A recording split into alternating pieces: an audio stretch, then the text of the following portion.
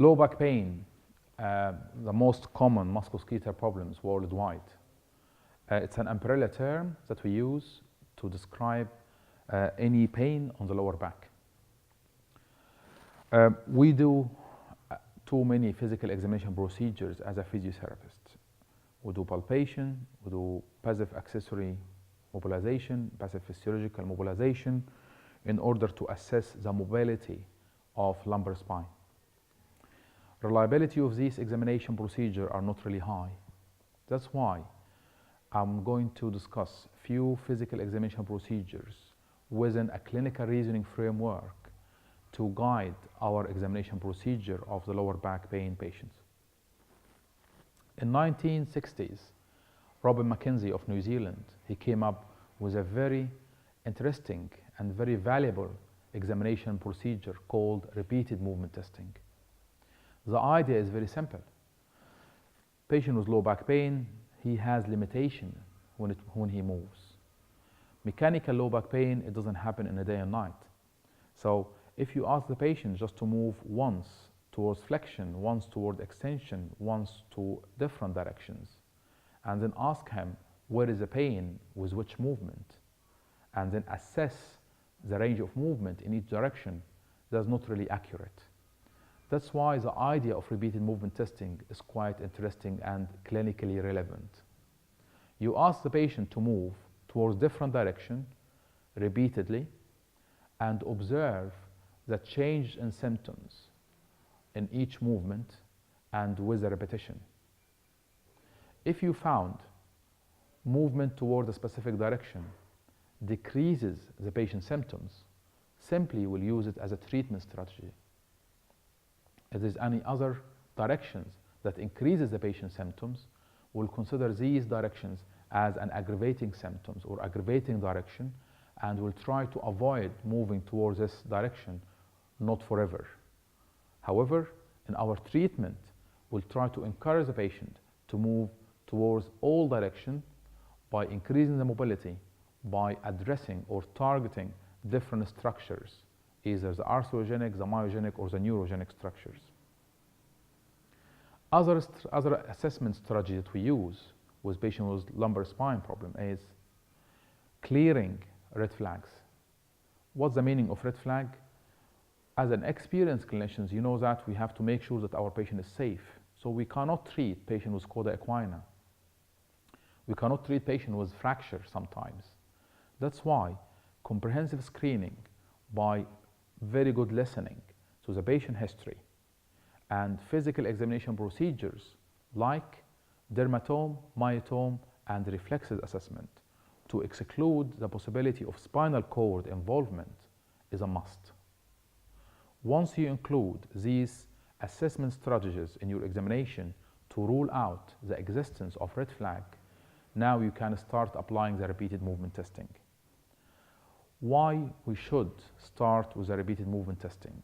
Because simply it is reliable. Why? Because the patient will do the movement himself, and also the patient will tell us which movement is painful, which movement is not. So it is reliable. The other thing is we can easily observe the change on range of movement and the quality of movement in each direction. And this will give us very valuable information when it comes to the decision-making process about treatment. Other things that we must include in our examination procedure for low back pain patient is movement analysis. We need to observe how the patient is moving and why he is moving. If there's any kind of compensatory mechanism, we have to consider that when it comes to training a specific muscle or retraining movements. Here comes the treatment procedures available. Do we really need to diagnose the patient in order to treat him? Not really. All what we need to do is to identify a problem list.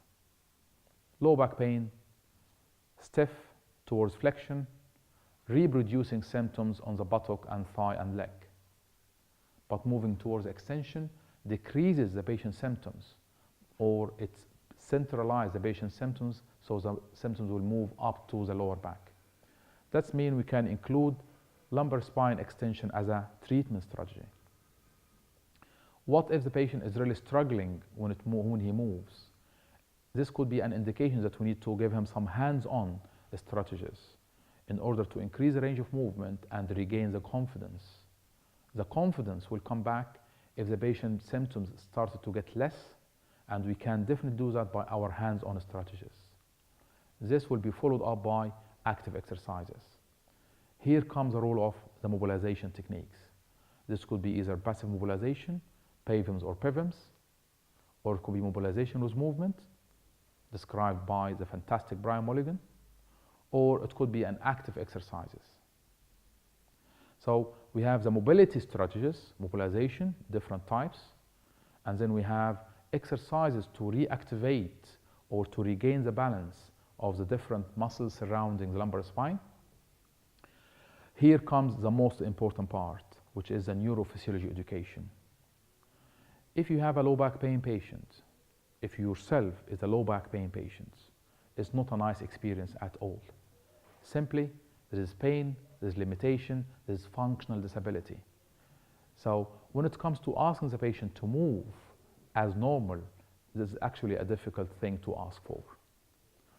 If we assure the patient about movement by saying that movement is not a threat, movement is a treatment, by explaining to the patient how lack of movement could actually increase the patient's symptoms and increase the recovery period, the patient will listen.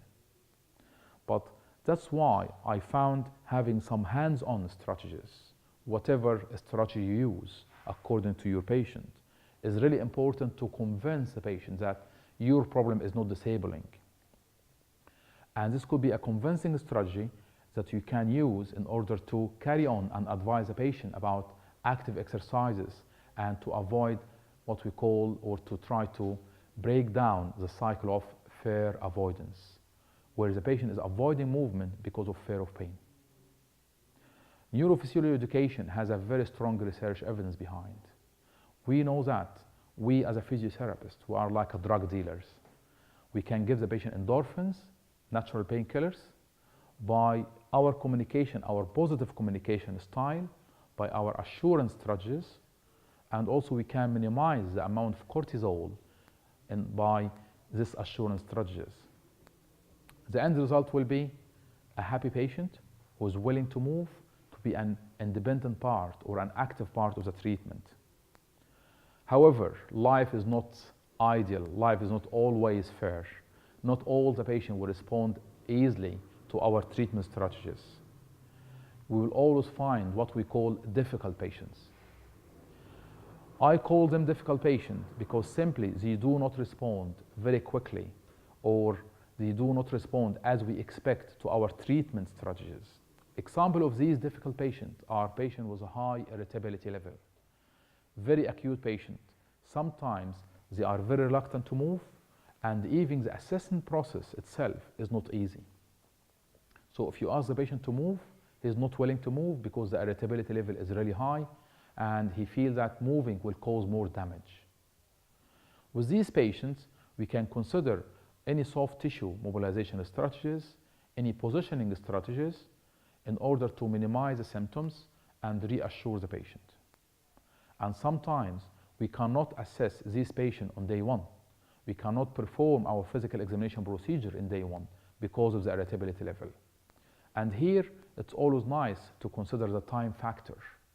Give him time to go away and relax, having some painkillers, and take any easing position or any relieving position before he come back for a further assessment and to start the treatment accordingly.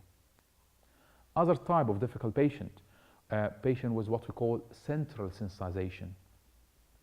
This term is actually in the research for many years, and the definition of this term is quite tricky because people interpret the meaning of central sensitization in different ways. If I look at it as a clinician with a researcher hat, I would say central sensitization is like you feel that your lower back is a threat and any impulses coming up from the lower back to the brain is a threat, even movement.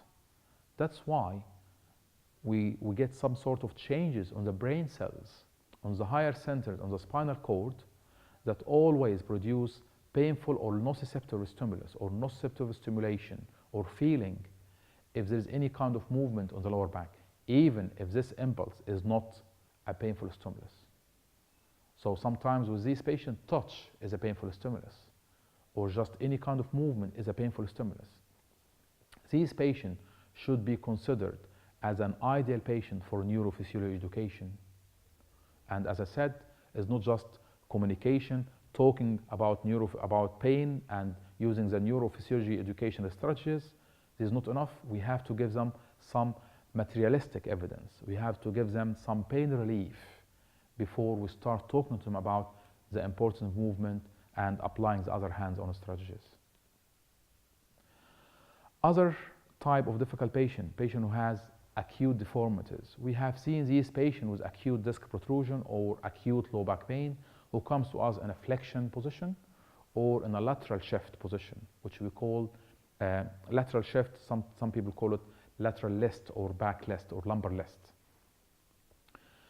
It's very difficult to assess these patients unless you correct the shift, either by regaining the straight posture if they have a flexion deformity, or by bringing them into the mid position if they have a lateral shift.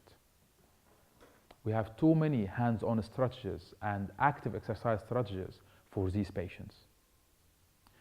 I hope I managed to very quickly summarize what we actually do as a physical examination for lumbar spine patient and the main elements of treatment for patients with low back pain. Thank you.